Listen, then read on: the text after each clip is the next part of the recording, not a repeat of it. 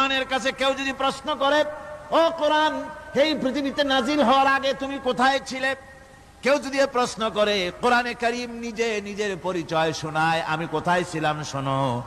বাল হুয়া কুরআনুম মাজিদুন ফি লাউহিম মাহফুজ, বরং এই কিতাব অতীব মর্যাদা সম্পন্ন সুরক্ষিত ফলকে লিপিবদ্ধ ছিল, আমি ছিলাম লোহে মাহফুজে, সেখান থেকে এসেছি। যদি কেউ প্রশ্ন করে, কোরআন কি কোরআন, তুমি কার উপরে অবতীর্ণ হয়েছ? জবাব কোরআন নিজেই দেয়, ওয়া আমিনু বিমা নুজিলা আলা মুহাম্মাদ ওয়া হুয়াল হাক্কু মির রাব্বিহিম। ঈমান আনো সেই জিনিসের উপরে যেটা মুহাম্মদ সাল্লাল্লাহু আলাইহি ওয়াসাল্লামের উপর অবতীর্ণ হয়েছে। আবার অন্য আয়াতেও জবাব পাওয়া যায়, তাবারাকাল্লাযী নাযালাল